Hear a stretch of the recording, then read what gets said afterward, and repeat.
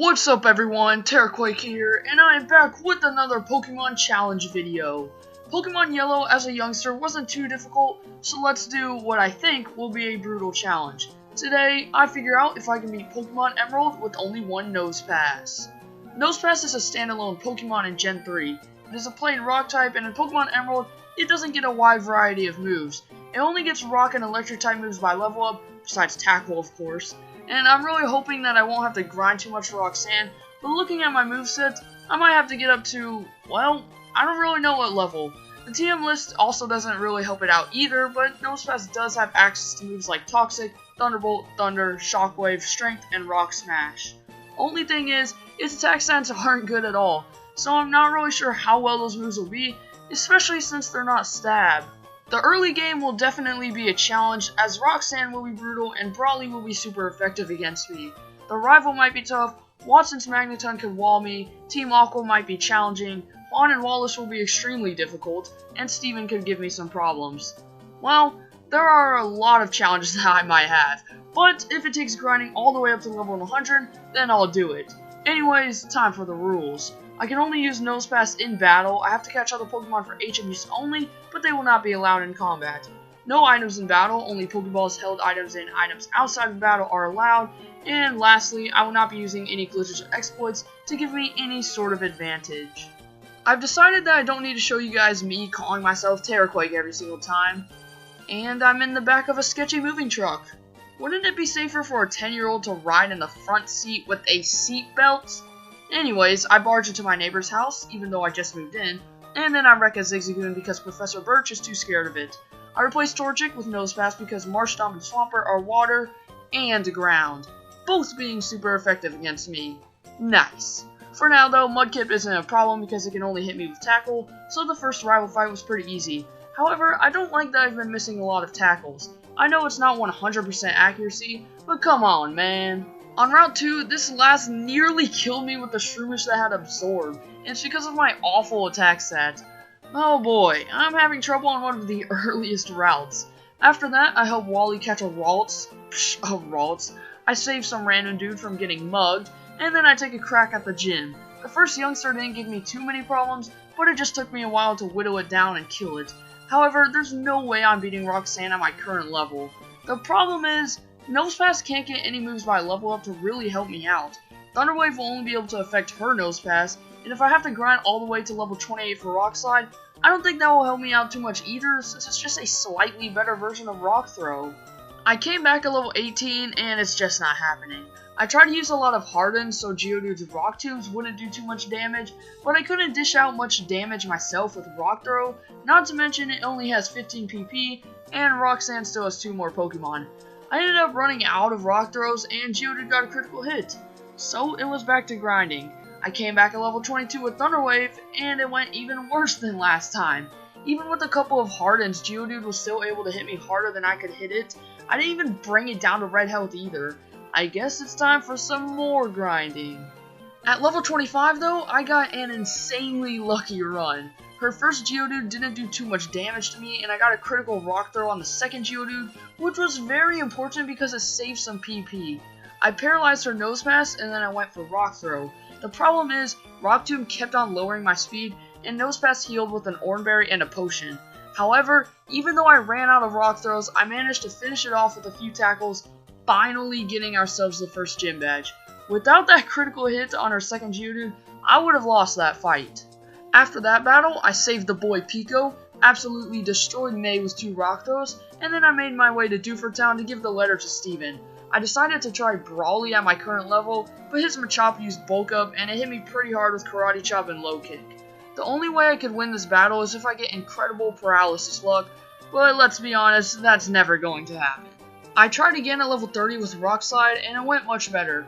Machop doesn't even hit me as I 2-shot it, but Meditite was the most annoying to take out.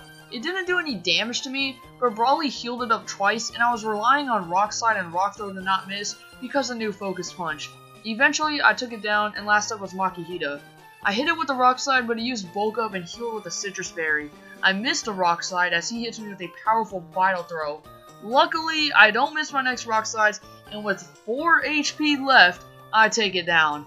I just barely won that battle. Since I'm a little overleveled, the next couple of parts of the game were very easy. I dealt with Team Aqua and surprisingly took down my rival very easily, even though two of her Pokemon are super effective against me. Hopefully every rival battle can be like that. And once I got to Marble City, I crushed Wally's Ralts and his dreams of becoming the best trainer. Watson time. Before this battle, I talked to the move tutor outside of the gym to get rollout. Voltorb and Electrike went down very easily, but Magneton hung on with a slither of health, paralyzed me, and then got healed up by a super potion. Because my rollout got reset, I ended up going down. With some better luck though, I think I can win. And I was right. On my second attempt, I took down Magneton, and on my rollout that is now stacked up 5 times, I didn't get fully paralyzed, and I killed the Manectric. Just a little bit of luck, but I got the 3rd gym badge. On top of Mount Chimney, it's time for Maxie.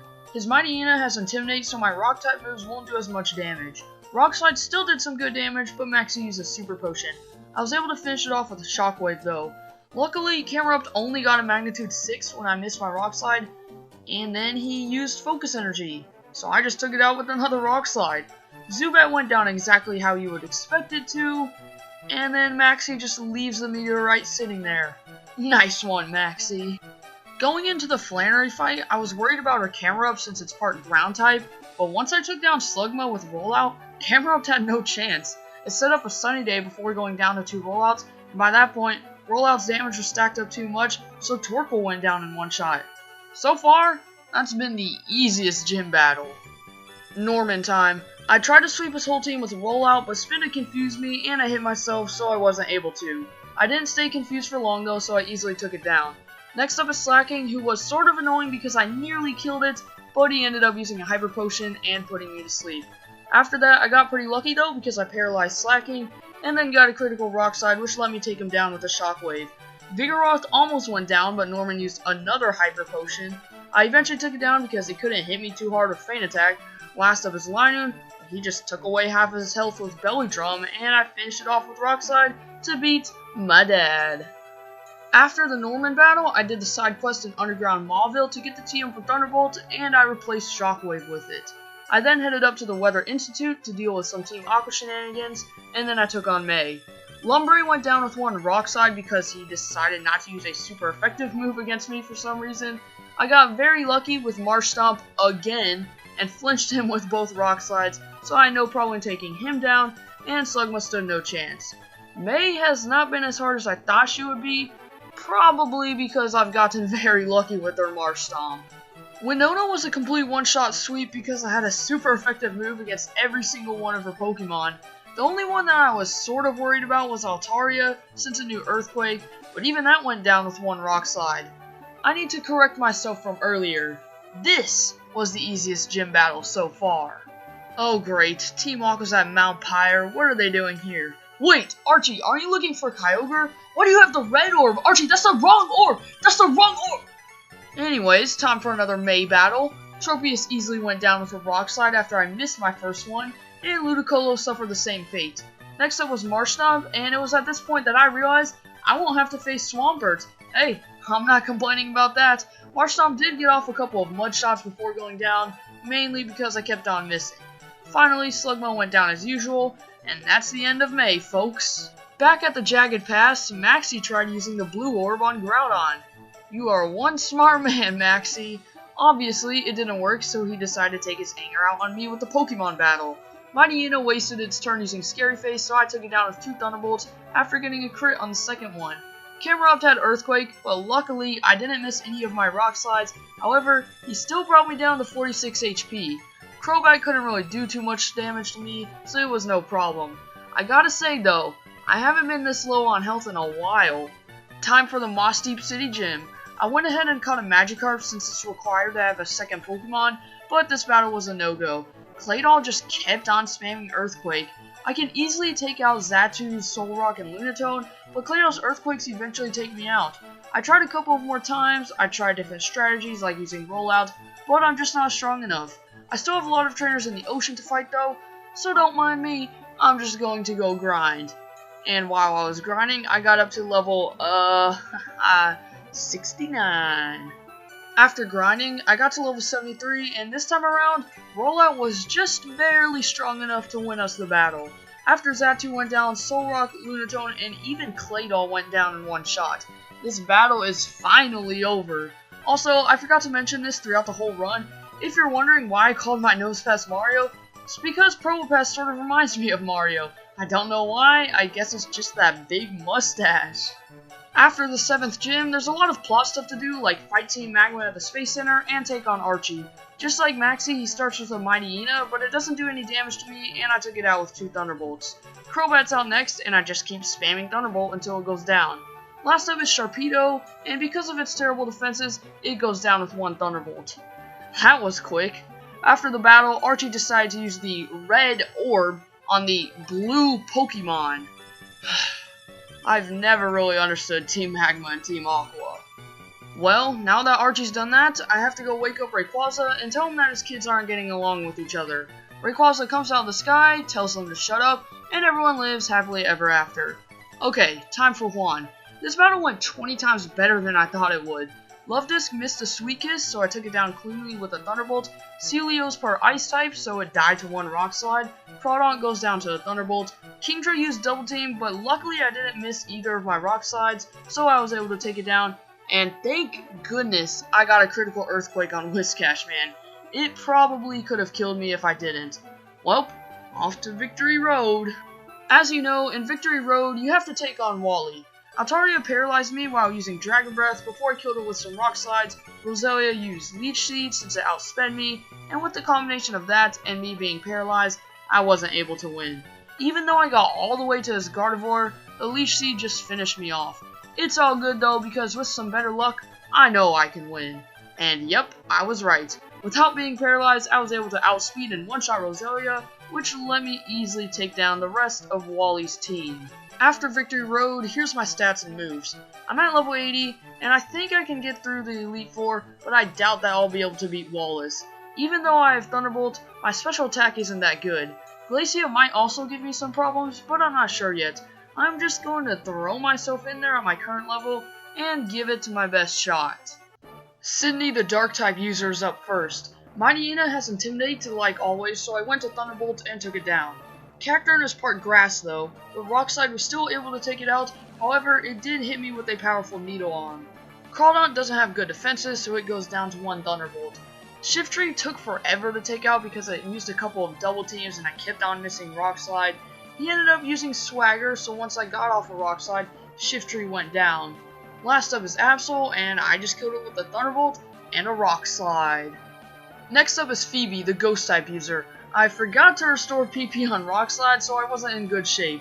Her first Dusclops wasn't threatening though, as it barely did any damage to me with Shadow Punch, so I easily took it down. She went straight to her second Dusclops, which knew Earthquake, however I paralyzed it and got a critical Thunderbolt. Banette is out next, and I paralyzed it with a Thunderbolt, but Phoebe used a full restore, but I kept on spamming Thunderbolt until it went down. Sableye went down with 2 Earthquakes, and so did Banette.